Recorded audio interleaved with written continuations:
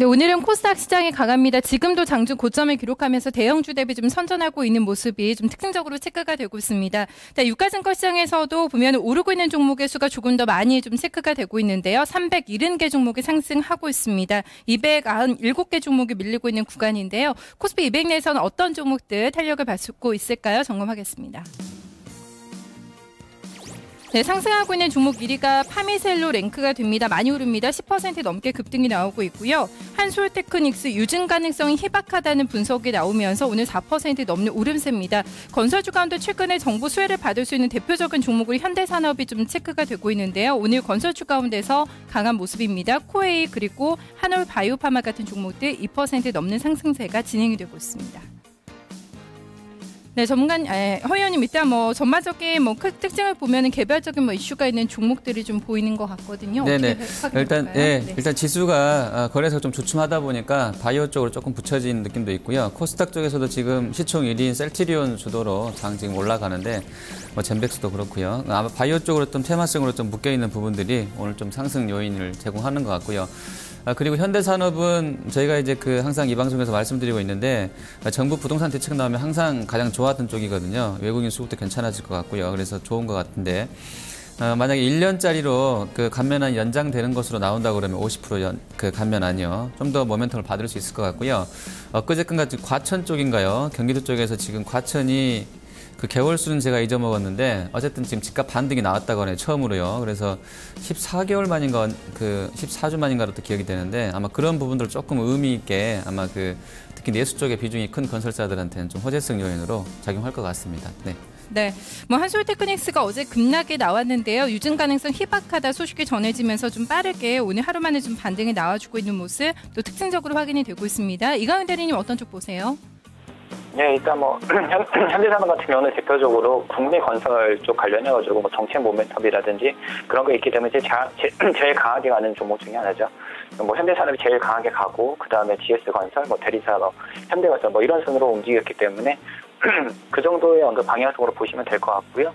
모토닉이 또 오늘도 상승 종목, 상위 종목이 체크가 되곤 했는데 원래 거래량이 이렇게 많지 않은 종목입니다. 이제 개인들이 매매하기에는 좀 애매한 종목이고요. 단기성 매매보다는 이제 조금 길게 보고 들고 가시는 트레이딩 전략이 맞는 종목일 것 같고요.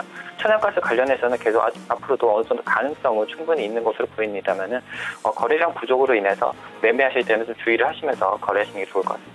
네, 이강 대리님 코에는 좀 체크를 하고 계세요. 렌탈 가격 인상 기대감이 나오면서 최근에 강합니다. 어느덧 지금 신고가 돌파 직전 자리까지 와 있거든요. 코에는 어떻게 좀 확인해 볼까요? 네, 코에 오늘 이제 렌탈 가격 인상 기대감 때문에 올랐다고 얘기도 나오고 또 증권사에서 그 인상 효과가 올해부터 본격적으로 실적이 반영될 것이라는 전망 리포트도 나오면서 주가 강세를 보이고 있는데요. 일단 주가가 3월달 들어서면서부터 일시적으로 한 21선 좀 하회하는 모습을 보였었습니다. 기술적으로 봤을 때는 거의 6개월, 거의 7개월거리 21선 위에서 주가가 움직이다가 일시적으로 하회했던 적이 있기 때문에 일단 거기에 대한 반발 매수세로 올라오고 또 거기에 이제 좀 타이밍도 좀 절묘하게 증권사에서 긍정적 얘기가 나오면서 주가가 강세를 보이는 것으로 판단을 하시면 좋을 것 같고요. 일단 우진코웨이 같은 경우는 이제 주가 실적이나 이런 것들이 좀 안정적이다. 그리고 이때 현금률이 꾸준히 들어오기 때문에 어느 정도 좀 그동안 좀 고평가돼서 거래가 됐던 것들이 있습니다. 그러니까 실적이 안정적이면은 주가가 좀 다소 고평가되어 있다는 판단이 있기 때문에 신규 매수하시는 분들 같은 경우는 주가가 조금 더 조정받았을 때 들어가는 게 신규 매수자들 입장에서는요 좀 더 나을 것으로 예상하고 있습니다. 네, 여기까지 확인해 보고요. 이번에는 코스닥 시작에서 올라오고 있는 종목들도 점검해 보겠습니다. 네, 코스닥 100종목 내에서 탄력을 받고 있는 종목 1위가 KG 모빌리언스입니다. 오랜만에 나흘 만에 급반등이 나오면서 지금 고점을 찍고 있습니다. 한국토지신탁이 오늘 신고가를 내고 있는 종목인데요. 5% 넘는 강한 상승입니다. 코미팜과 이노세 그리고 슈프리마 같이 랭크가 되고 있는데요. 3% 넘는 오름세가 진행이 되고 있습니다. 네, 허 의원님 오늘 코스닥에서는 올라오고 있는 종목도 굉장히 좀 탄력적인데요. 네네. 네. KG 모빌리언스 같은 경우는 제가 얼마 전에 웅진 패스원 인수가 가장 큰 악재였다고 말씀드렸는데 거기에 따른 급락이 진행된 이후에 어제 종가 기준으로 보면 이격도가 89%까지입니다. 이 종목은 사실 시가총액이 2천억대로 아주 작은 종목이기 때문에 이격도를 21이격도를 80%선 미만으로 적용하는 게 좀 무리가 있어 보이긴 하는데 어쨌든 의미 있게 거기서 반등이 나온 것 같고요. 그리고 실적 시즌인데 아마 거의 이 회사는 그 KG 이니시스 그룹 자체가 거의 독점하고 단월가 포함해서요. 거의 독과점적인 시장을 형성하고 있기 때문에 뭐 1분기 실적에 대한 기대감도 있었던 것 같습니다. 워낙에 스마트 모바일 기기 확산되면서 관련해서 그 결제 관련해서도 의미 있는 상황이었던 것 같고요. 뭐 이런 부분들이 오늘 주가 반등의 촉매제로 작용하는 것 같습니다. 네, 뭐 단알까지 오늘 결제주가 좀 강한 흐름이고요. 슈프리마가 지난주에 신고가를 냈는데 오늘 좀 다시 힘을 냅니다. 다시 한번 고점 돌파 나올지 여부 좀 점검해 봐야 될 것 같네요. 이강은 대리님 종목 좀 점검 도와주실까요? 네, 슈프리마 같은 경우도 뭐 계속해서 상위 종목에 올라갔다가 뭐 하위 종목에 올라갔다가 계속 랭크가 되고 짚히고 있는 상황인데요. 일단은 이전에도 말씀드렸던 상황에서 큰 변화는 없습니다. 어떤 사람의 인체를 인식하는 뭐 지문 인식이라든지 뭐 안구 인식 같은 사람의 어떤 인체를 인식하는 종목, 그런 관련 기술을 갖고 있는 종목들 같은 경우는 앞으로 뭐 보안 관련해서라든지 뭐 다양한 분야 쪽으로 이런 기술들이 쓰일 수 있기 때문에 뭐 최근에 뭐 갤럭시 4에 뭐 안구 인식 기술이 뭐 탑재된다는 소식 때문에 관련주들이 움직이기도 했었는데요. 뭐 지속해서 계속 관심을 가지시면 좋을 것 같고요.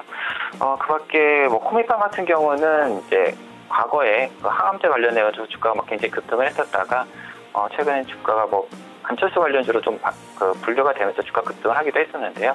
일단은 실적에 비해서는 주가 굉장히 뭐 고평가되어 있는 상황인데 아직까지도 그렇기 때문에 개인분들 같은 경우는 뭐 기술적으로 어느 정도 단기 매매는 가능하겠지만은 중장기적으로 들고 가기에는 약간 애매한 종목이라고 보시면 될 것 같습니다. 네, 코멘팜에 대한 이강은 대리의 코멘트까지 좀 확인해봤습니다. 이어서 유가증권 시장에서 밀리고 있는 종목들도 이어서 점검하겠습니다. 네, 코스피 200에서 하락 압력을 받고 있는 종목 대우 인터내셔널 오늘 장중에 하한가를 잠시 가기도 했습니다. 미얀마 가스전 인적 분할설이 나오면서 좀 강하게 조정을 받고 있는 모습 급등락이 체크가 되고 있고요. 넥센타이어, 금호타이어 오늘 타이어주가 밀립니다. 그리고 동양과 한화생명도 1% 정도의 하락 흐름이 진행이 되고 있습니다. 네, 허연님 일단 오늘 뭐 가장 이슈가 되는 종목이 대우 인터내셔널이 아닐까 싶습니다. 미얀마 가스전이 뭐 인적 분할된다면 굉장히 큰 악재가 뭐 되는 건가요?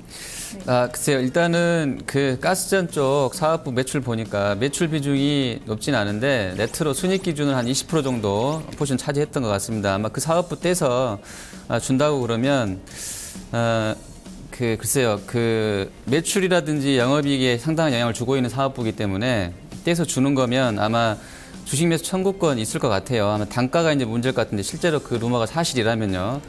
단가가 문제이겠는데 지금 이 회사는 자본 총계가 한 2조 원 조금 넘어갑니다. 그래서 지금 PBR이 한 5배 정도로 형성이 되고 있는데 시총 4조 원짜리니까요.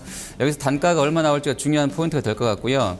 실제로 떼서 줘버린다 그러면 사실 대우 인터내셔널한테는 의미 있는 사업부 하나가 없어지는 것이기 때문에 호재성 재료는 아니었던 것으로 판단이 되고요. 다만 이제 포스코가 최대 주주인데 굳이 60% 지분 갖고 있는 연결 자회사를 왜 떼서 매각할지에 대한 의문은 조금 남아 있습니다. 그래서 이 진위를 확인하기 전까지는 좀 보시는 게 맞을 것 같고요. 다만 전체적인 자산 가치, 자원 가치라든지 이런 쪽을 봤을 때 현재의 이 주가가 48,600원에 형성되고 있는 이 주가가 결코 비싸지는 않은 수준인 것 같고요. 가스공사라든지 이런 쪽들과 비교해 봤을 때도 아주 비싸게 고평가된 것은 아니기 때문에 기존에 보유하셨다 그러면 좀 갖고 가보는 전략도 나쁘지 않겠고요. 아까 말씀드린 대로 주요한 영업권의 양수도 관련해서는 주식매수 청구권에 들어갈 수도 있는 것이기 때문에 관련해서는 좀 보시면서 대응이 될 것 같습니다. 네, 대우 인터내셔널 오늘 21선, 121선을 모두 이탈하고 있는데요. 좀 관련돼서 아직까지는 루머로 좀 확인이 되고 있지만 또 조회 공시가 들어갈 것 같습니다. 여부 좀 확인을 해봐야 될 것 같습니다. 이번에는 코스닥에서 밀리고 있는 종목들 이어서 확인하겠습니다. 네, 코스닥 100종목에서 하락하고 있는 종목이 CNK 인터가 체크가 됩니다. 4% 넘게 하락하고 있고요. 안랩 그리고 위메이드, YG1, 서브 T&D가 올라옵니다. 낙폭은 전반적으로 크지가 않고요. 1% 정도 하락세가 진행이 되고 있습니다. 네, 이 가운데 있는 종목들이 좀 올라오는데요. 좀 점검해 볼까요? 일단 YG1 같은 경우는 대표적인 이제 기계업종 코스닥 대형주 중에 기계업종을 보시면 될 것 같은데 최근에 기계업종 거래소 쪽에서도 두산 인프라코어나 이런 것들이 좀 올라오면서 종목들이 전에 좀 강세를 보였다가 그냥 차익 기간 정도 오늘 매물이 좀 나오는 것으로 판단이 되고 있고요. CNK 같은 경우는 매매를 아예 안 하시는 게 좋을 것 같죠. 이런 종목들 같은 경우는 지금도 그렇고 앞으로도 매매를 당분간은 안 하시는 게 좋을 것 같습니다. 그리고 이제 또 뭐가 있었죠? 위메이드 같은 경우는 조이맥스는 최근에 좀 주가 흐름이 좀 다른데요. 윈드러너 관련해가지고 그 모멘텀이 이제 조이맥스 쪽으로 좀 흐름이 쏠리는 모습이 나타나고 있습니다. 위메이드 같은 경우는 기술적으로 봤을 때도 120선을 좀 의미 있게 돌파하는 모습이 나타나야 될 것 같아요. 개인적으로 개인적으로는 종목을 보실 때 121선을 돌파를 해야 어느 정도 업황이 돌았었던 것으로 판단하고 중기 매매가 가능하다고 판단하고 있는데 아직은 120선도 하향 추세에 있는 상황이고요. 주가가 120선을 의미 있게 돌파도 못하고 있는 상황이기 때문에 120선 돌파한 다음에 매수 대응을 하셔도 멀지는 않을 것 같습니다. 네, 허엔도 짧게 좀 봐주실까요?